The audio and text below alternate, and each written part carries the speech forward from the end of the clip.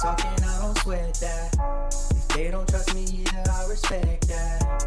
But she need down the ride, oh I bet that. Ooh, I slide for my people, don't forget that. Don't forget that, don't forget that. Ooh, I slide for my people, don't forget that. Don't forget that, don't forget that. Ooh, I slide for my people, don't forget that.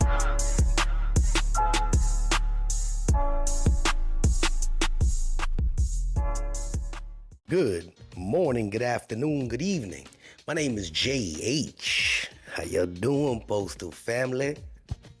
Is everybody good? Is everybody cool? Everybody clean? Are you crisp? Are you feeling irie? Listen, in this top pin comment, I'm going to leave a video to a interview that I did with my son. It is a very touching interview. It has to do with bullying. People that have children, any age group, I'd like for you to listen to it. It's a listening piece. I want you to give your opinion behind it as well.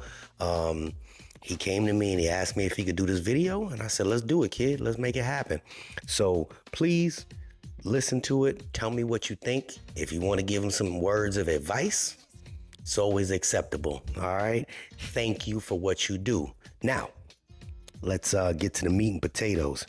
All right, this is where JH kicks in, not the dad over here, but now this is where JH kicks in. All right, let's talk about it. The USPS is repeatedly firing probationary workers who report injuries, feds claim. All right, so now check this out. I'm going to read the article. I'm not even going to play the video. I'm going to read the article, then I'll give you my opinion behind it. All right, this is where we're going to agree to disagree. Okay, let's talk about it. U.S. Postal Services will have to compensate probationary mail carrier in Oregon who was fired after reporting an on-the-job injury, a scenario that plays out too frequently at the USPS, federal officials allege. Compensate a person on a probationary mail carrier, okay? A federal judge has ordered the Postal Service to pay the worker $141,000 in lost wages and damages for emotional distress following a 2-day trial. The USPS didn't immediately respond for a request for comment. The U.S. Postal Service has fired probationary employees repeatedly after they reported workplace injuries. Employees and their families are harmed by these baseless terminations. In fact, the Oregon court found these cause significant mental, emotional, and financial stress. Boy, y'all keep following me with this because I'm about to turn this sideways. The judge found the Postal Service discriminated against and wrongfully terminated the carrier 21 days after they told their supervisor they had injured a leg near the end of their shift while unloading mail from a USPS truck. The worker was fired 11 days before the probationary period ended. Since 2020, the department has filed 9 federal lawsuits related to probationary workers fired by the USPS after reporting injuries in California, Oregon, Pennsylvania, Washington State. The DOL has found a repeated pattern of similar actions during that time, resolving 5 related investigations: California, Florida, Illinois, and New Jersey. 3 similar cases are awaiting trial. The DOL alleges the USPS did not follow its policies in several cases, neglecting to provide timely evaluations of the workers. We're going to get to that in a minute. In Oregon, the decision. Nelson determined USPS failure to complete probationary report offered evidence of retaliatory intent. In a pending case, a court ordered Postal Service to pay the Labor Department $37,000 for destroying text messages and throwing the personnel records of probationary mail carrier into the garbage. And last year, a federal court in Tacoma, Washington, found the USPS retaliated against a probationary worker who reported a workplace injury. All right, this is JH, in case y'all didn't know. I have a couple of, we're going to go from both sides, all right? We're going to talk about this from both sides. And then we're going to get a little animated because this is what it is. $141,000 for somebody that was there for less than 9 months. I'm sorry, what is it? 3 months, right? 90 days, less than 90 days. 141,000. How many of you mail carriers out there have worked a full year and haven't made that? Raise your hands. The problem that I see here, two-part problem. Number one, there are people that come into the post office and believe that this is just delivering door to door, mailbox to mailbox. They're not prepared for this. They're not physically prepared for this. What you guys do, a lot of people cannot do. Okay, they just can't do it. I have already admitted if I had to start doing this right now, what carriers do, I could not do it unless I was forced to. But there are people that are not built for this. We all agree with that. Here's the thing. $141,000 to somebody that was less than 90 days. That's a bag, right? They reported they were injured. Injuries happen. I agree with that. But within your first 90 days, here's the thing.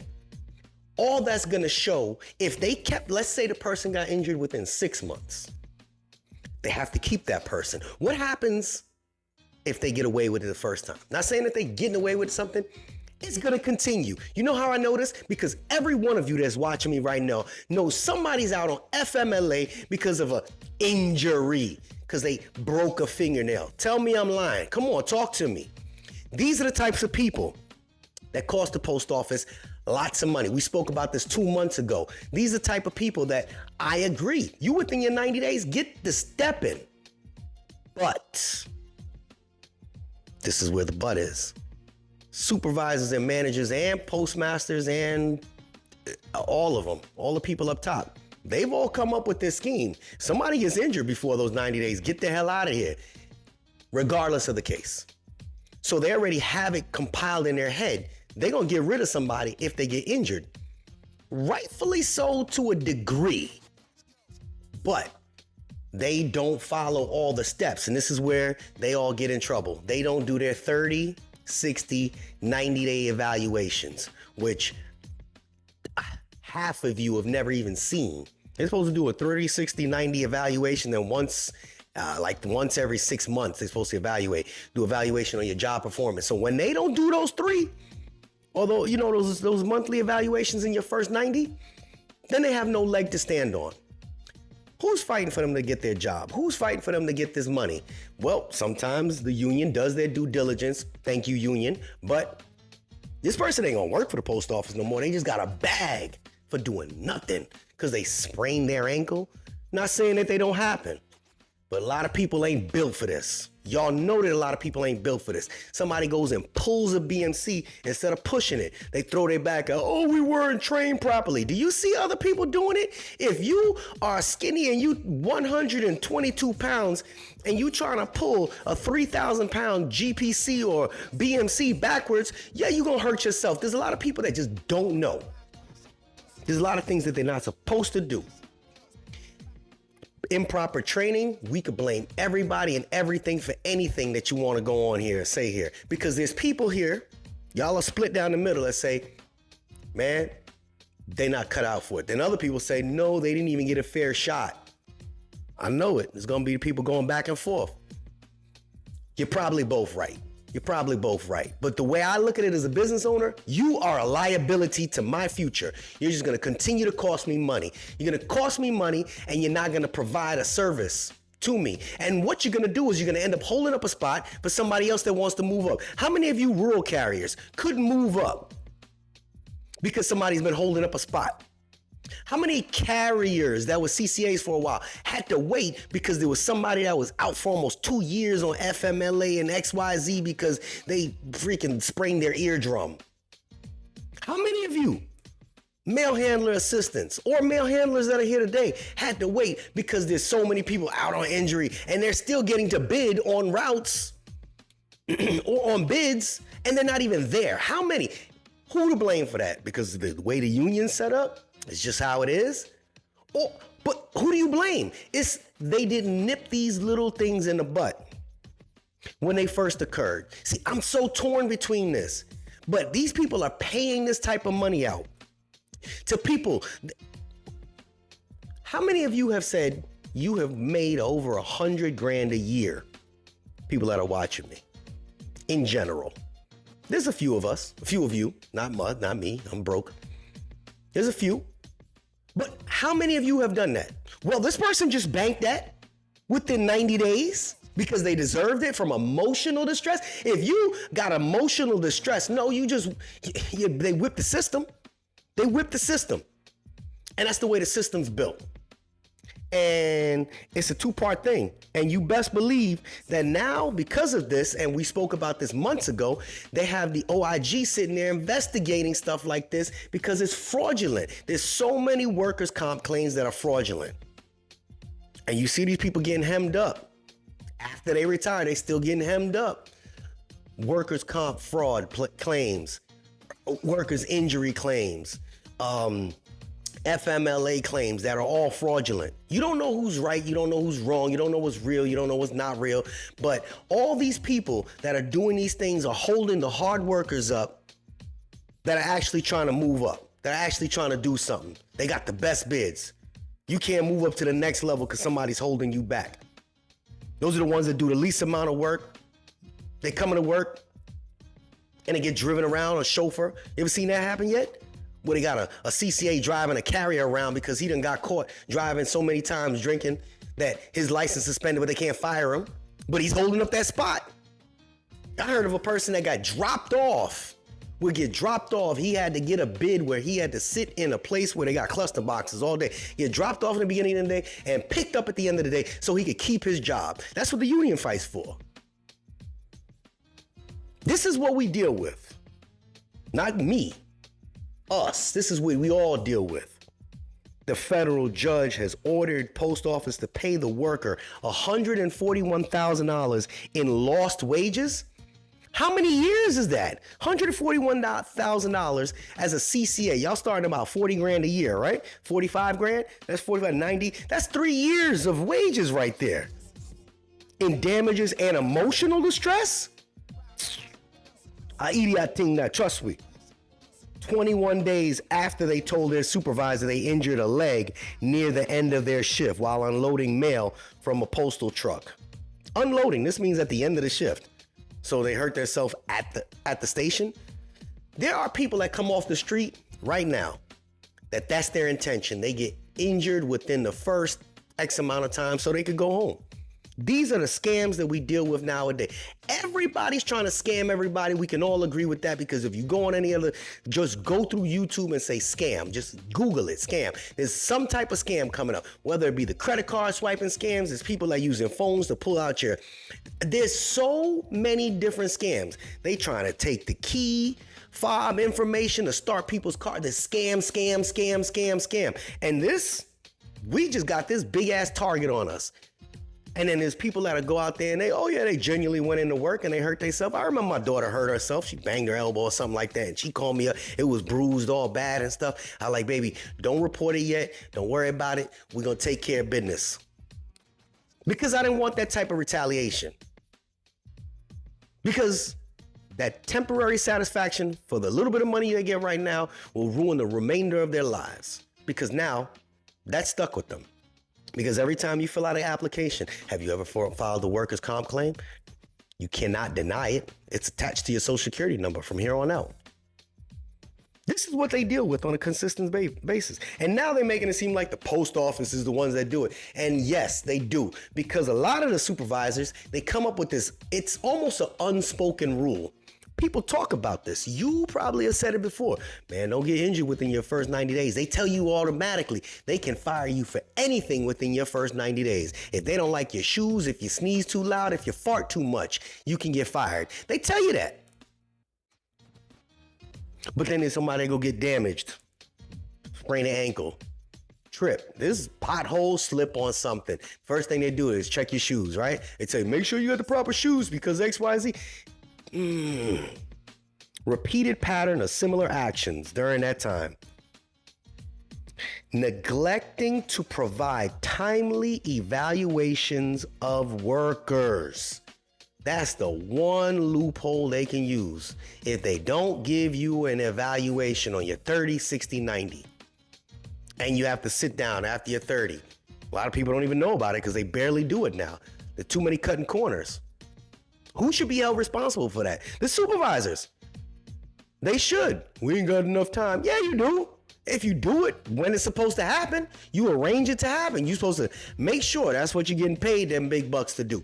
Make sure you do your supervisor duties. That's part of it. Evaluations. And then they say, determine USPS failure to complete probationary reports offered evidence of retaliatory intent.